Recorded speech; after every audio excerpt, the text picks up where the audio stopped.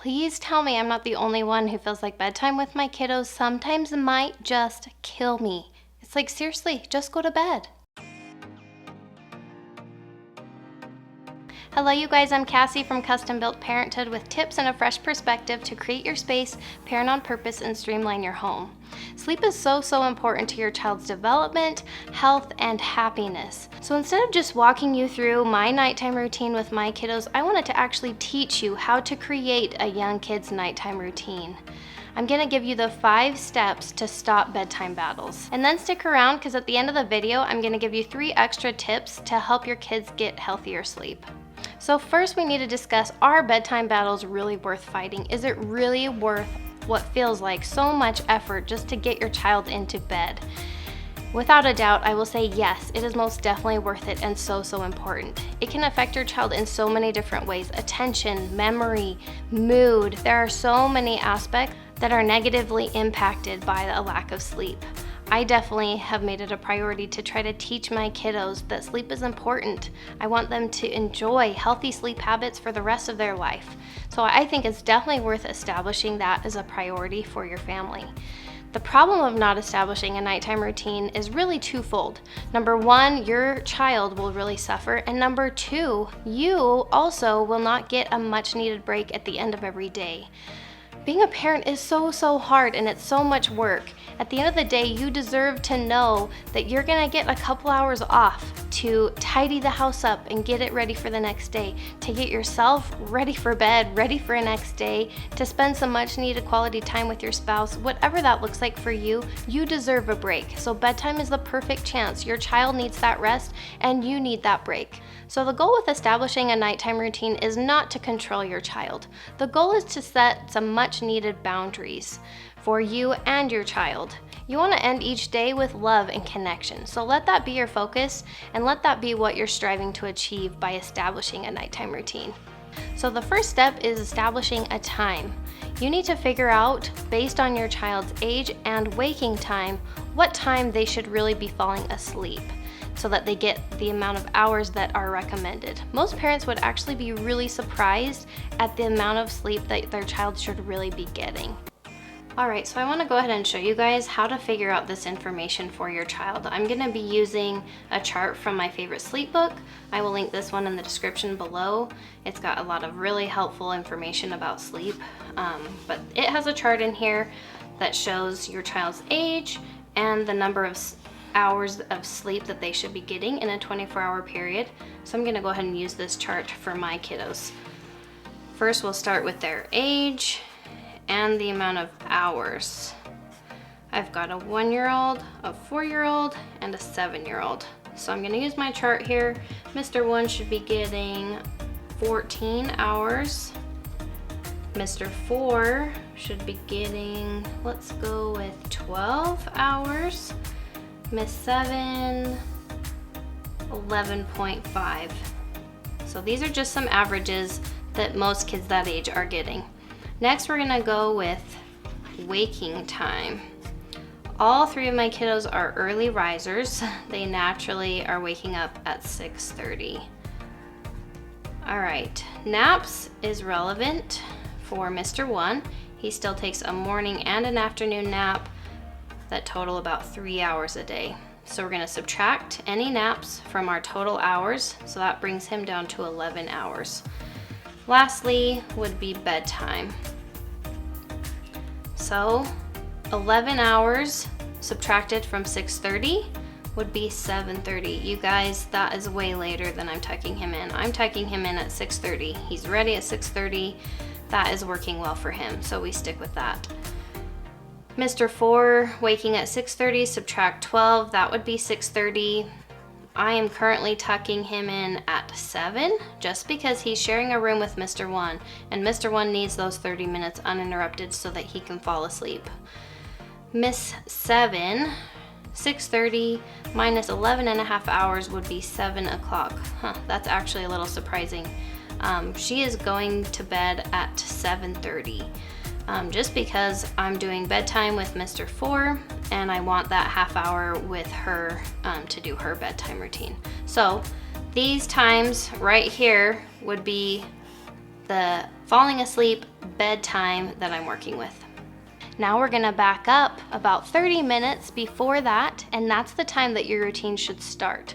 You wanna leave plenty of time for this, especially at the very beginning. You don't wanna be rushing or cutting things out of the routine because that's just gonna throw everyone off. You want your child to be able to slowly unwind from the day so that they can really ease into sleep, and by the time you're tucking them in bed, they'll actually be ready to sleep. So you'll probably find if you have multiple children that this time should be different for each child. You might be feeling overwhelmed by that, thinking about extending bedtime even that much more, but just see it as a good opportunity to have that one-on-one connection with each child.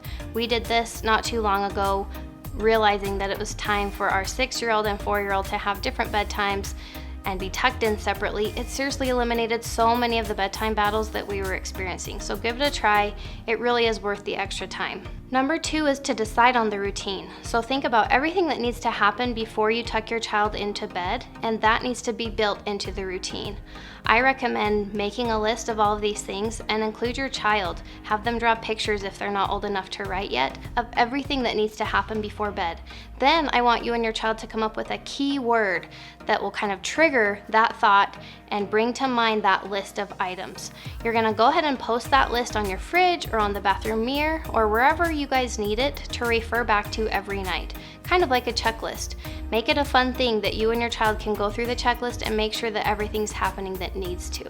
So depending on your child's age, I don't want you to expect your child to do everything they need to do all by themselves. Even my 7-year-old still needs a lot of supervision just to keep her on track. She can certainly brush her teeth herself and do all those things herself, but she gets distracted super easily, and it just ended up with me feeling super frustrated and rushing her, and that's not what you want. You want just calm, love, connection. Remember, that's the goal. So just have it in your mind that the nighttime routine, you are participating with your child with your undivided attention. And eventually that won't be required, but just take advantage of these younger years because eventually they'll get old enough they won't need you anymore and you'll probably kind of miss it. So just take advantage and set yourselves both up for just a happy bedtime experience. Number 3 is to have the supplies ready for your nighttime routine. So think through the items that you need for your routine. So where are their jammies? Where is their toothbrush? Where is their floss? All of those things. Where are the books? Think through everything and make sure they're in a convenient location. Number 1, to just streamline the process and make it a lot easier. And number 2, to avoid those distractions.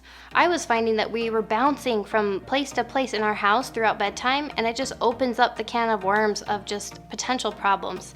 So I found that by creating a second bathroom station in my downstairs bathroom, really helped. So they have 2 toothbrushes, 2 things of floss, obviously we have 2 toilets, and that made it so easy so that on any given day, depending on where is going to be most convenient, we can do the full bathroom routine in that one bathroom and in that one location. So think about that with your house. Think about things that might need to be moved to a new place in your house. Think about where you're storing things. Just think through everything so that hopefully you can go through the bedtime routine a lot smoother. The other item for us was water bottles. How many kids besides mine are always asking for water right before bed? Even if they already had a drink, that's just the perfect excuse. Oh, but I'm thirsty, I need some water, right as you're tucking them into bed. Oh man, so frustrating.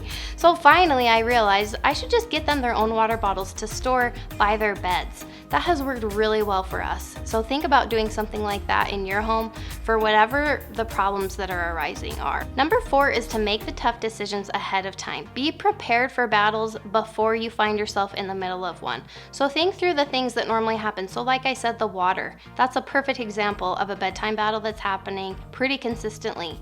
So think to yourself, okay, that's a problem that usually happens. This is a potential solution, and try it out. So that could look like stationing things in different places like we already talked about, or it could mean implementing a few extra steps in the routine. So I know when my kids were potty training, I certainly wasn't letting them have a water bottle by their bed. So what I did instead is I established the ground rule up front that they get one last drink. And that's what I would say every time. Okay, go get your one last drink. And they knew it was their one last drink, and I had told them ahead of time they would not get another one. So that was built into our routine. And then When and if later in the bedtime routine they ask for another drink, my answer was no. Every single time. You have to be so consistent with that. Every time they will get the same response, and that consistency will help them understand that bedtime is happening no matter what.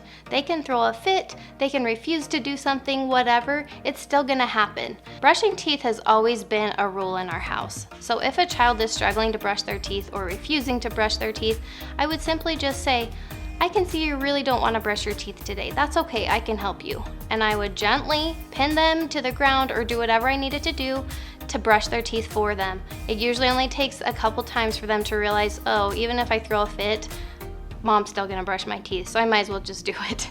And they learn really quickly through that consistent response that it's just not gonna help to throw a fit. It's not gonna help to have problems because it only is really hurting them. So establish those ground rules, have those conversations ahead of time to avoid a big conversation or blow up before bed. Make sure they know what's expected up front, and then they know that you're gonna follow through with every single thing on that list. Number 5 is to be consistent. Kids crave routine. You will probably appreciate it just as much as they do, knowing that every night by 7:30 or every night by 8 o'clock, whatever the time is, you're kind of off duty. Okay? It will give you so much peace of mind, and it will help you get through your day easier knowing that it will come to an end. And it's gonna be at a consistent time that is doable for you and your child. So being consistent for a nighttime routine requires that you're doing the same exact thing at the same exact time over and over again. Once you establish the nighttime routine and it's really ingrained, it's pretty easy to make an occasional exception for a family get-together or something where your child's gonna be out late. But don't make it a regular thing. You need to make it a priority as a family that sleep is important, and you're gonna make whatever sacrifices you need to make that happen. We have certainly missed out on plenty family get-togethers, plenty parties, whatever, because I value my child's sleep, and now as they're older, even just 4 and 7, they value their sleep. And so it really pays off and really teaches them that healthy sleep is so important. Really, it affects our whole entire life. So help your child to learn that healthy habit and really make it a priority. I know it's gonna be hard, there will be some sacrifices, but truly it is so worth it for the whole family. Okay, so those are our 5 steps. Now that you have a nighttime routine established for your child, I wanna give you 3 extra tips to help your child get even healthier sleep, even better sleep. So the first thing that I do with all of our bedrooms in our house is some blackout curtains or blackout blinds. This really helps get healthier sleep. It helps you also not wake up first thing in the morning. So especially if your child's room faces east, let's say, it really helps block out that morning sun and let your child potentially sleep a little bit longer. So the second thing is to avoid blue light before bed. So screens, TVs, and even just regular night lights. If your kid can go without a nightlight, I would recommend that. The darker the better, studies just show that. But if your child really needs a nightlight, Himalayan salt lamps are a great option. I'll link one in the description below as like a lamp that has a dial that dims. Or you can also just get plug-in amber lights. I also use those and really do like those. So those are 2 great options. Just be aware of any of the artificial light that's in your child's room. It will really help them a lot. So then the third tip is to have a consistent waking time 7 days a week.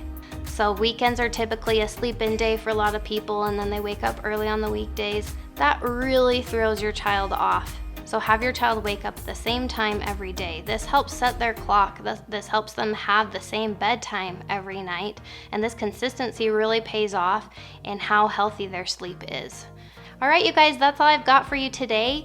You can go ahead and leave a comment if you want to see my nighttime routine with my 1-year-old, 4-year-old, and 7-year-old. I could definitely make those videos for you guys if that's something you'd be interested in. Otherwise, if you enjoyed this video, go ahead and give it a thumbs up and click subscribe, and we'll see you next time.